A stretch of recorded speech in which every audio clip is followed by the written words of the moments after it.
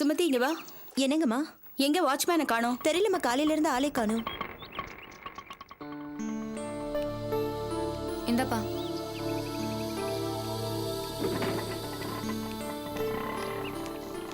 என்ன அஞ்சலி, எதுக்கு ஆட்டோல வர? ஷாப்பிங் போனேன், ஆட்டோல வர மாதிரி ஆயிடுச்சு. ஷிட், இந்த வீட்ல இந்த மாதிரி எல்லாம் நடக்குது. என்ன சொல்ற அஞ்சலி? பின்ன கார்ல போனேன், போயிட்டு திரும்பி வரப்ப கார் மட்டும் தான் நிக்குது. இடியட், அந்த டிரைவரை காணும். புரட்டும் ராஸ்கல், இன்னைக்கு அவனுக்கு இருக்கு. வண்டியை நிறுத்திட்டு அவன் எங்க போனா? அந்த ராஸ்கல் டிரைவர் தான் எங்க போனான்னு தெரியலன்னு சொல்றேன்ல. என்னப்பா, எங்க போயிருந்த? நான் டீ சாப்பிட்டு வரலான்னு போனேம்மா. ஏய், உன் மனசுல நீ என்ன நினைச்சிட்டு இருக்க? நான் வர வரைக்கும் கார் பக்கத்துல நிக்கணும்னு எனக்கு தெரியாதா? அதானே உன் வேலை. காரை வச்சுக்கிட்டு ஆட்டோல வரணும்னு எனக்கு என்ன தலையெழுத்தா?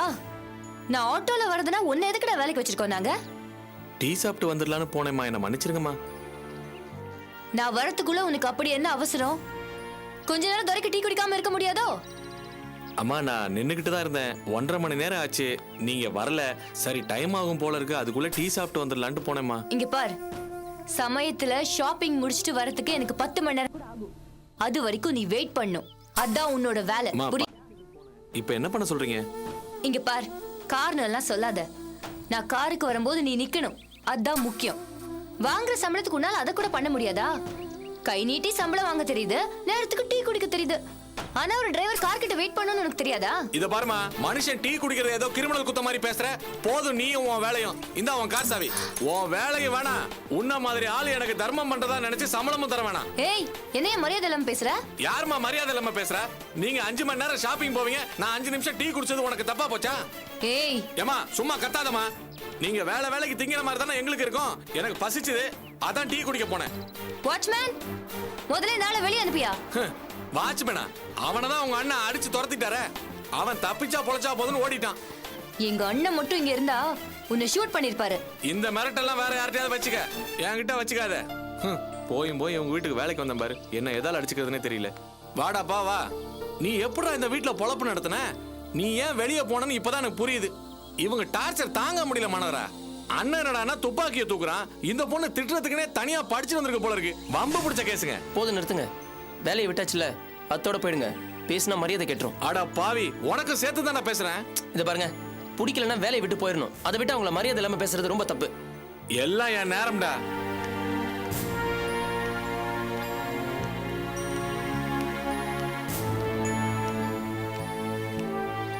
என்னப்பா?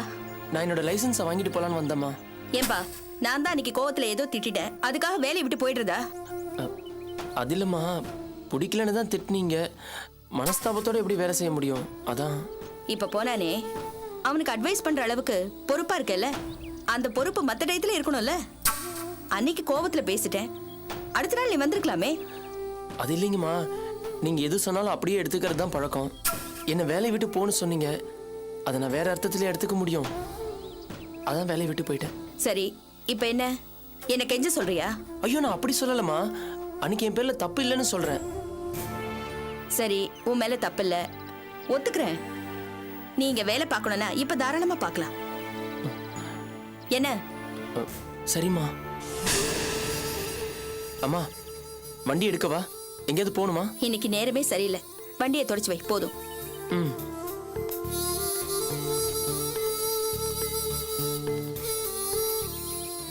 என்னடி இதெல்லாம்? ஷாப்பிங் போனேன். என்னப்பா, மறுபடியும் இங்க வந்து வேலைக்கு சேர்ந்துட்டியா? நான் என் லைசன்ஸை கேட்கறதுக்காக தான் வந்தேன். அம்மா தான் என்ன மறுபடியும் வேலையில் சேர்ந்துக்க சொன்னாங்க. சேர்ந்ததெல்லாம் சரிதான்ப்பா. நீ அபி தம்பின்னு தெரிஞ்சா ஆதித்யா என்ன சொல்லுவானோ? அம்மா தான் ரொம்ப தூரம் சொன்னாங்க. அவங்க பேச்சு மீறி போனா திமிரு பிடிச்சவன்னு சொல்லுவாங்க. அதான். அப்போ இங்க வேலை பார்க்கணும்னு முடிவு பண்ணிட்டேன். ஆமாங்கம்மா, நான் இங்க வேலைக்கு சேர்ந்ததுக்கு காரணமே முதலாளி தான். அவரு என் மேல வச்சிருக்கிற பிரியம்தான். அதோட நீங்களும் இருக்கீங்க, எனக்கு ஒன்றும் பிரச்சனை இல்லைம்மா. எது வந்தாலும் நான் சமாளிச்சுக்குவேன். சரிம்மா, நான் போய் கார் துடைக்கிறேன்.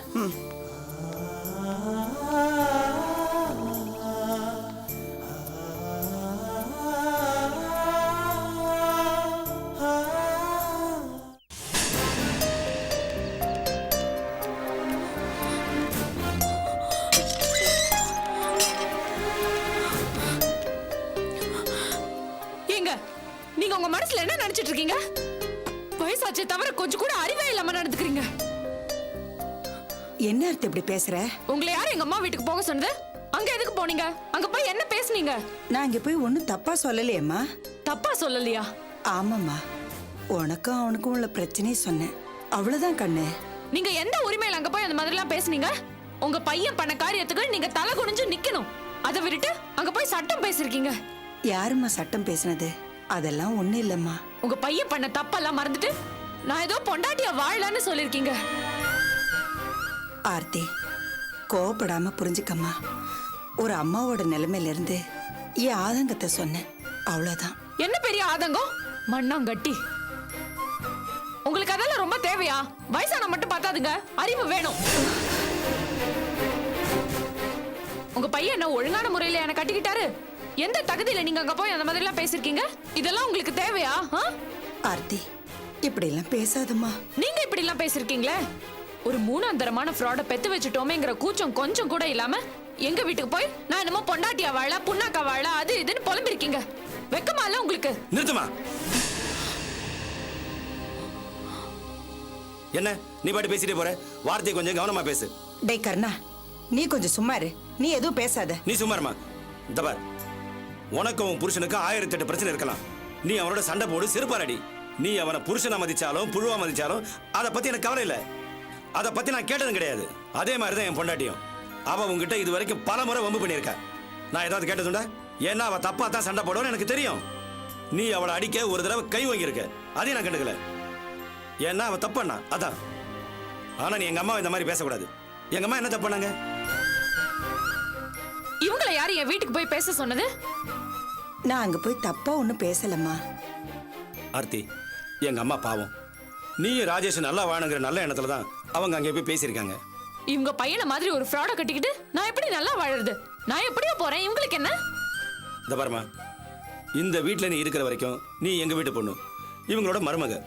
உனக்கு பிடிக்குதோ இல்லையோ, தான் பையன் நல்லா வாழணும்னு இவங்க நினைக்கிறதுல என்ன தப்பு இருக்கு?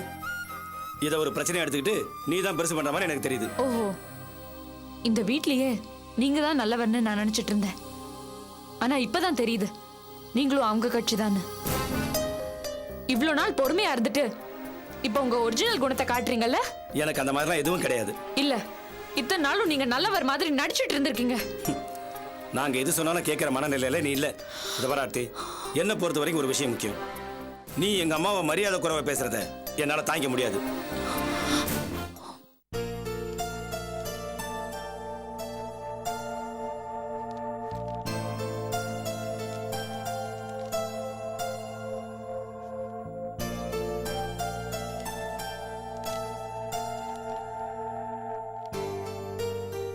என்ன டாக்டர், எப்படி இருக்கா இப்போ? கவலைப்பட வேண்டியதில்லை. இந்த பொண்ணோட மனசுக்கு இவ்வளோ பெரிய அதிர்ச்சியை தாங்கிக்க முடியல. சரியாயிடும். நீங்கள் இப்போவே இவங்களை வீட்டுக்கு கூட்டு போகலாம். அப்படியா? ஆமாம், எப்பவும் வீட்டில் சந்தோஷமா கலகலப்பான சூழ்நிலையில் இந்த பொண்ணை வச்சிருங்க. ஐ மீன், இந்த பொண்ணுக்கிட்ட பேச்சு கொடுத்துட்டே இருங்க. பிரியமா 2-3 பேர் சுற்றி உக்காந்துட்டு நிறைய பேசுங்க. நல்ல மியூசிக்காக கேட்க வைங்க. ஓகே, சரி டாக்டர். கவலைப்படாதீங்க, தானா கொஞ்சம் கொஞ்சமாக சரியாயிடும். திரும்பவும் பழைய நிலைமைக்கு அவங்க வந்துருவாங்க. 10 நாள் கழிச்சு இவங்களை கூட்டு வாங்க. கூட்டிட்டு வரோம். Okay okay, thank you doctor.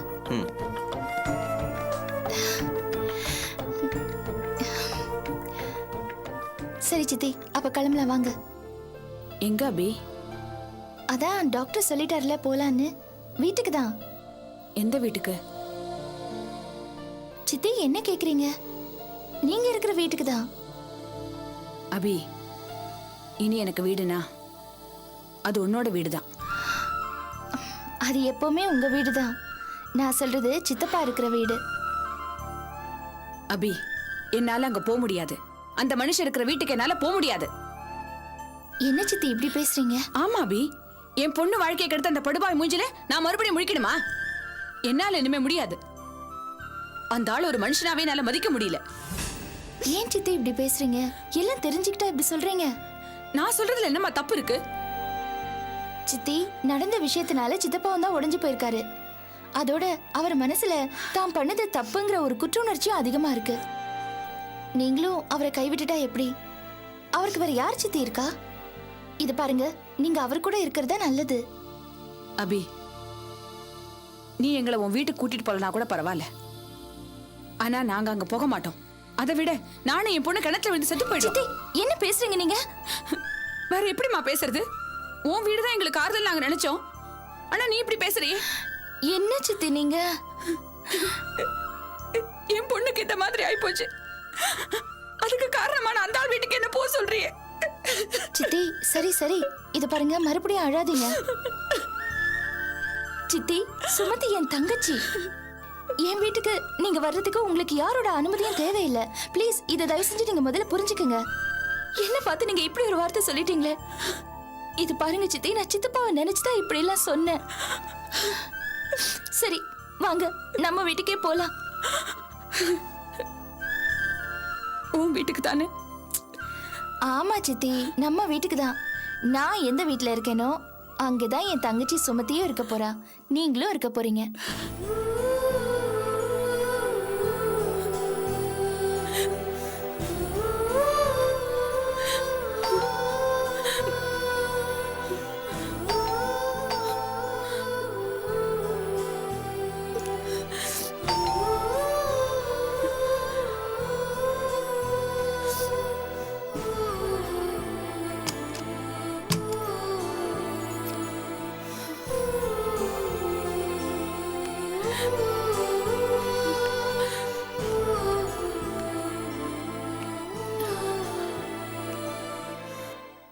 என்னங்க, வந்தவனை வான்னு கூட மாட்டீங்க போல இருக்கு.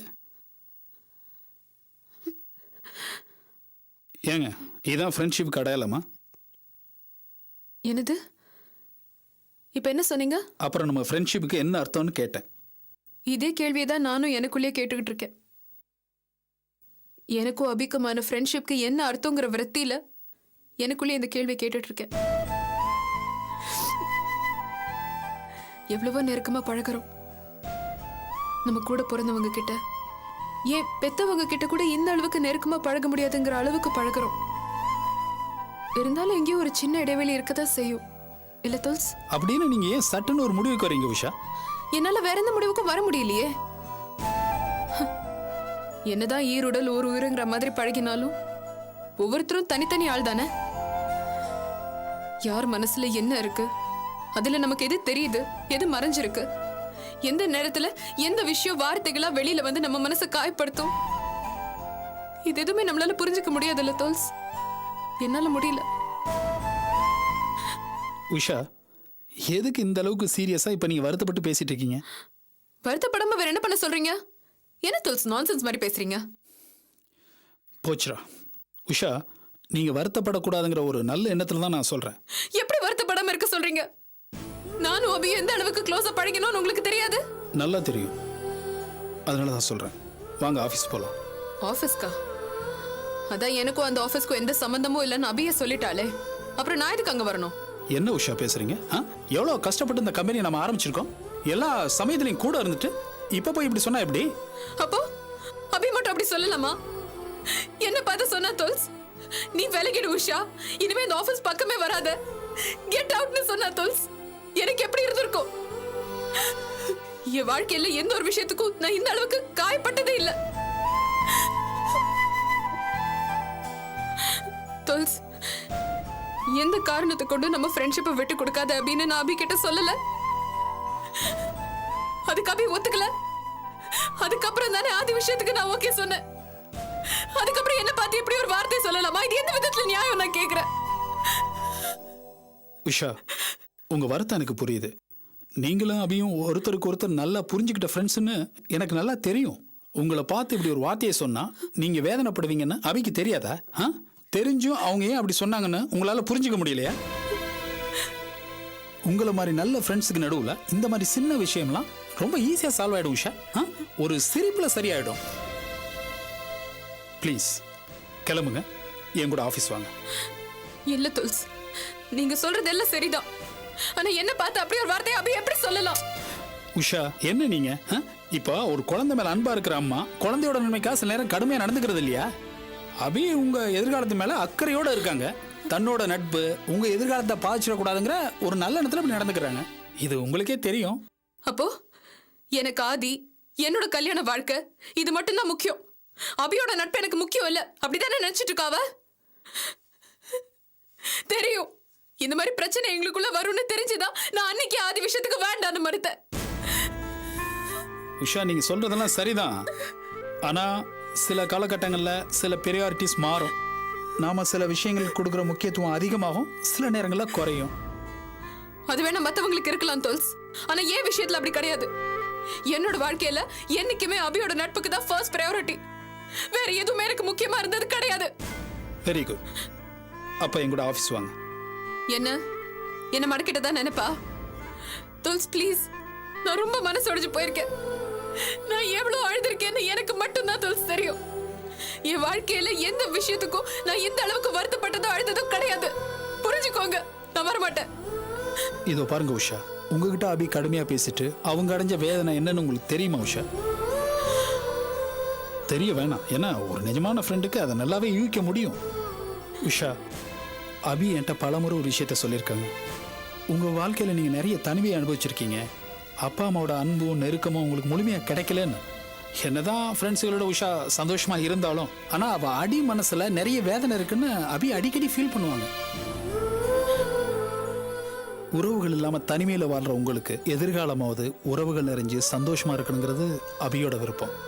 உஷா, ஆதித்யாவோட குடும்பமே உங்களை நேசிக்குது. உங்க வாழ்க்கை ஆதித்யா வீட்டுல சந்தோஷமா நிறைவா இருக்குன்னு அபி நினைக்கிறாங்க. அந்த வாழ்க்கைக்கு தடையா எதுவுமே குறுக்க நிக்க கூடாதுங்கிறது அபியோட விருப்பம். இப்படி நிறைய காரணங்கள் இருக்கு உஷா. அதெல்லாம் நீங்க சரியானபடி புரிஞ்சுக்கிட்டா எந்த பிரச்சனையும் இருக்காது. சரி, ஓகே, கிளம்புங்க, ஆஃபீஸ் போகலாம். மாட்டேன். நீங்க என்ன சொன்னாலும் நான் கேட்க மாட்டேன். நான் ஆஃபீஸ்க்கு வர மாட்டேன் தோல்ஸ். நீங்க கிளம்புங்க. என்ன உஷா, நான் இவ்வளவு தூரம் சொல்லியும் பிடிவாதம் முடிச்சிட்டே இருக்கீங்க? இதுக்கு பேர் பிடிவாதம் இல்ல தோல்ஸ், என் மன வேதனை. நீங்க 1000 தான் நியாயம் சொன்னாலும் இத்தனை நாள் கூட பழகின என்ன பார்த்து அபி போயிடுன்னு ஒரு வார்த்தை சொன்னோன்னே என் மனசு எவ்வளவு காயப்பட்டு போச்சுன்னு தெரியுமா? நான் வரல. இனிமே அந்த ஆஃபீஸ்க்கு நான் வரமாட்டேன்.